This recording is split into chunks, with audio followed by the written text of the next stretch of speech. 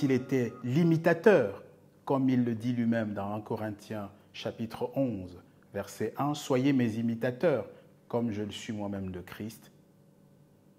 Quel Christ l'Église primitive adorait et invoquait, et plus simplement, quel Messie la Bible a réservé à l'humanité. Ces versets sont au nombre de 14, pour ceux que nous avons identifiés. Nous allons beaucoup plus loin que 14 dans le cadre de Christic Hope, mais il a fallu que nous mettions en exergue un nombre substantiel pour que chacun se rende bien compte qu'il ne s'agit pas de quelques gouttes, de quelques saupoudrages, mais qu'il s'agit du massif, qu'il s'agit de quelque chose de surabondant. D'ailleurs, nous pourrions passer de 14 à 19 versets aisément, ou beaucoup plus, en imputant l'épître aux Hébreux à l'apôtre Paul. Voici donc, en résumé, le Jésus-Christ de Paul. Le Sauveur et le Seigneur que Paul et les apôtres ont prêché, pour lequel ils ont pris des risques, pour lequel ils ont été châtiés, pour lequel ils sont tombés en martyrs, ce Sauveur et Seigneur se nomme Jésus-Christ. Il est né homme, fils d'homme, fils d'un homme, fils de l'homme.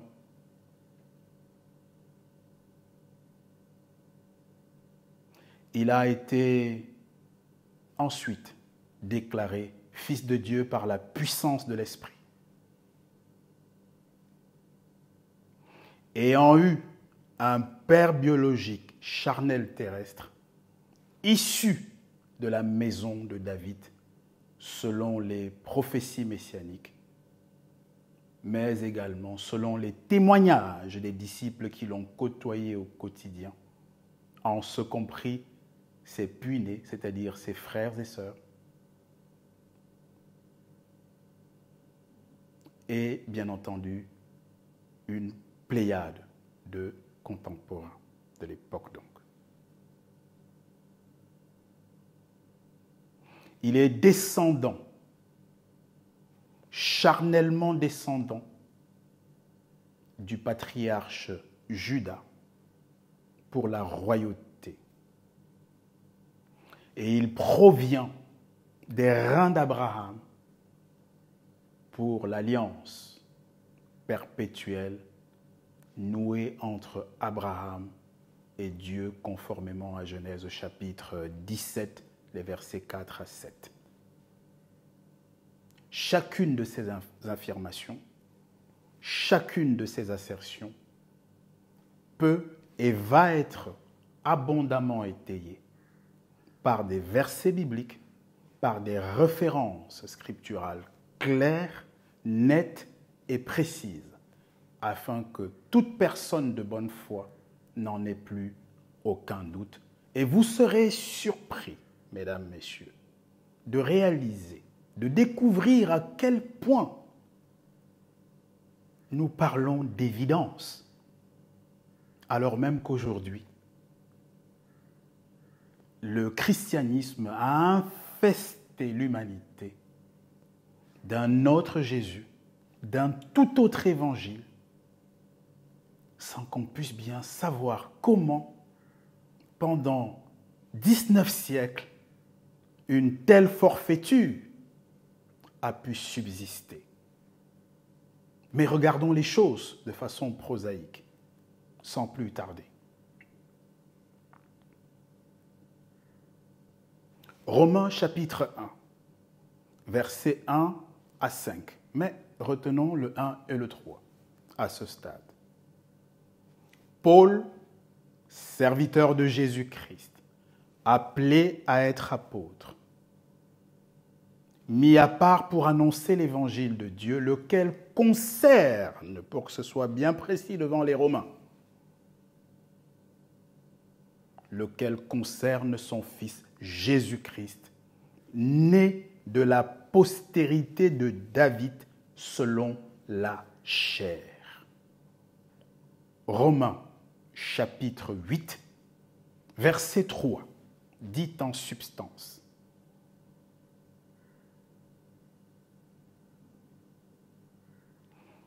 que le péché a été condamné dans la chair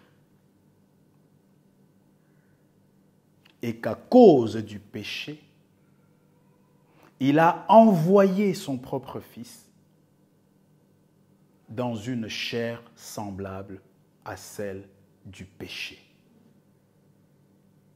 Romains chapitre 8, le verset 29 dit que ceux qu'il a prédestinés, il les a connus d'avance, les destinant donc à être semblables à l'image de son Fils, afin que son Fils fût le premier-né d'entre plusieurs frères. Ce verset d'ailleurs est corroboré, puisque nous imputons également dans le cadre de cet exposé l'Épître aux Hébreux à Paul, par Hébreux chapitre 2, verset 11, qui dit la chose suivante: celui qui sanctifie et ceux qui sont sanctifiés sont issus d'un seul.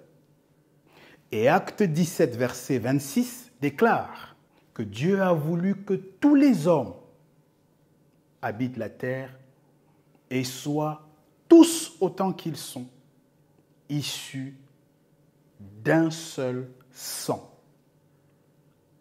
Acte chapitre 17, verset 26. Romains chapitre 9, verset 5, dit la chose suivante: les promesses et les patriarches de qui est issu le Christ selon la chair.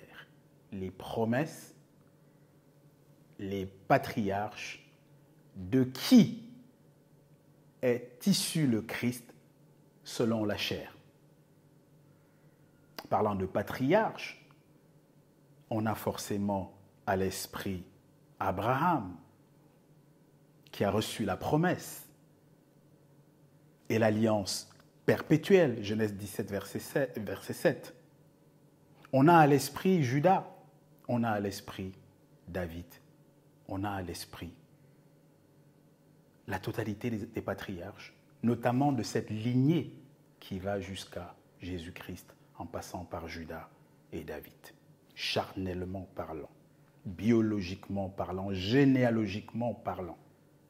Romains, chapitre 15, verset 12. C'est une reprise, en réalité, d'Ésaïe, chapitre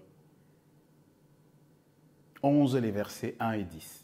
Le verset 1 notamment d'Ésaïe 11.1, ou plutôt le verset 12 de Romains 15, dit en substance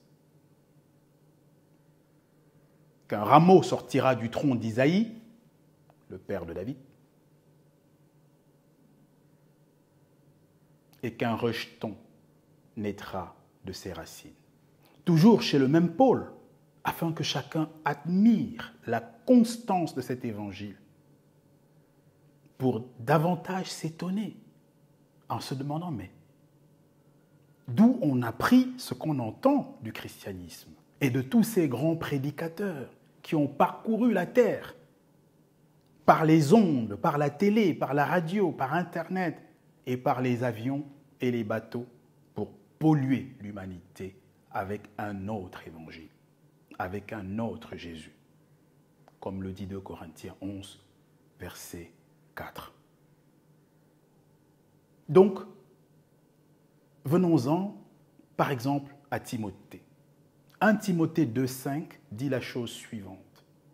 Il n'y a qu'un seul Dieu et un seul médiateur entre Dieu et les hommes, Jésus-Christ, homme.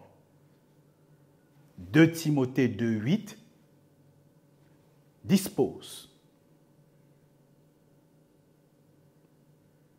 souviens-toi de Jésus-Christ, issu de la postérité de David selon mon évangile, déclare Paul à Timothée pour que ce soit définitivement bien clair pour chacun, sans équivoque, sans ambiguïté aucune. Et dans 1 Timothée 3,16, pour rester dans Timothée, parlant de la piété, à ne pas confondre avec la religion et ses œuvres mortes, Paul décrit combien grand est la piété. Et il dit que le véritable Christ, expression choyée par 1 Jean 5,20, véritable Christ, ou Apocalypse 19, verset 11, il dit donc la chose suivante. Manifesté dans la chair, justifié par l'esprit, vu des anges, car c'était la première fois que les anges voyaient Dieu. Dieu n'habite pas au ciel. Non, les anges ne l'ont pas vu avant qu'il ne s'incarnât sur la terre des hommes, parmi ses frères, ses semblables. Car l'être humain, les hommes, nous sommes à l'image de Dieu. Lui, il est l'homme original, l'homme premier. Il l'est depuis toujours. Et nous sommes ce que nous sommes parce qu'il est comme il est. Ce n'est pas l'inverse. Vu des anges, disais-je, prêché aux gentils, cru dans le monde et glorifié par-dessus toute considération. 1 Timothée 3, 16. Et parlant du livre des Actes, voilà ce que Paul y déclare, notamment au chapitre 13, verset 23. C'est de la postérité de David que Dieu, selon sa promesse, a suscité un sauveur à Israël. Peut-on être plus clair? C'est de la postérité de David, c'est dans la maison de David que Dieu, selon sa promesse, a suscité un sauveur à Israël. Actes chapitre 13, verset 23. Actes chapitre 17, verset 31 déclare que le monde sera jugé par l'homme qu'il a désigné, ce dont il a déjà donné à tous une preuve certaine en le ressuscitant des morts. Actes chapitre 17, verset 31. Et 1 Corinthiens 15, 21 déclare que puisque la mort est arrivée sur la terre par un homme, parallélisme des formes oblige, il fallait bien aussi que la résurrection y arrive par un homme. Philippiens 2, 7 nous informe qu'il a paru comme un simple homme, l'expression simple homme, c'est-à-dire un homme ordinaire. Galates chapitre 3, verset 29 déclare que nous sommes de la postérité d'Abraham, nous sommes héritiers de la promesse et participants de l'alliance en Jésus-Christ, qui est donc le ricochet par lequel l'ensemble des familles et des nations du monde, de la terre, comme il était écrit dans Genèse chapitre 17, dans l'alliance, dans la promesse régissant l'alliance qui a été faite à Abraham, Genèse 17, 4 à 7, c'est donc par le ricochet, le truchement du véritable Christ qui en est l'ultime accomplissement, qui en est le point culminant, que nous autres gentils sommes postérité d'Abraham, héritiers de la promesse. Galates chapitre 3, verset 29. Et d'ailleurs, Galates chapitre 3, 17, pour que nul n'en ignore, précise que toute disposition, toute promesse que Dieu a donnée et qu'il a antérieurement confirmée ne peut plus être annulée. C'est exactement ce que dit Romains 11, 29 en d'autres mots, en disant que Dieu ne se repent pas de son appel. Alors lorsqu'on nous présente un Jésus-Christ dans le christianisme, qui n'a pas d'ancrage charnel biologique avec Abraham, avec Judas, avec David, comment est-il possible que de cette façon les prédicateurs ne se rendent pas compte ou que ceux qui les ont écoutés et crus ne se soient pas aperçus qu'ils sont en train de prêcher, de prétendre que Dieu aurait répudié, aurait annulé l'appel qu'il a donné à Abraham ou alors la promesse qu'il a faite à David, Actes chapitre 2, verset 30, avec serment. Psaume 132, 11 également.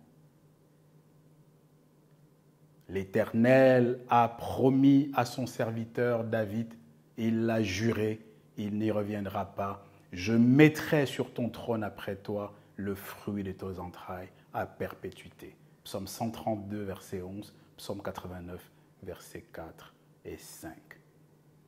Donc, sauf à prétendre, comme le fait la prédication chrétienne, que Dieu se serait repenti de cet appel au patriarche, ou qu'il aurait annulé la disposition donnée à Abraham dans Genèse chapitre 17, verset 7 par exemple, qu'il a réitéré par exemple à Jacob dans Genèse 35, verset 10 à 12, mais qu'il a réitéré sans arrêt à la totalité des descendants de Judas, de David, jusqu'au véritable Christ, sauf à vouloir prétendre qu'il a répudié, qu'il a annulé ces dispositions données, confirmées, reconfirmées, on ne comprend pas comment le christianisme a pu prêcher du haut de son orgueil, du haut de cette cruauté, de cette ignorance, de cette méchanceté, puisque cela ferme le royaume des cieux, comme dit Matthieu chapitre 23, verset 13.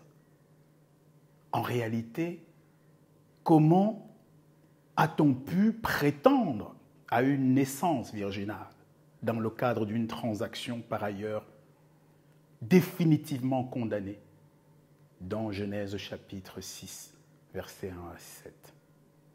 Comment a-t-on pu imaginer que le Messie puisse être autre chose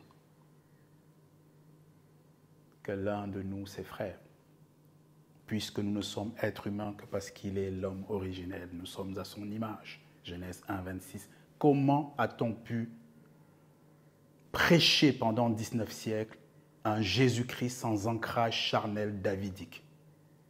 Un lion de Juda qui n'est même pas de la famille royale.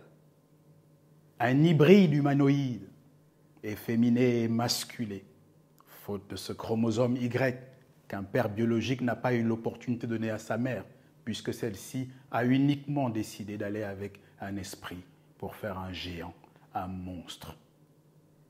Genèse chapitre 6, verset 3.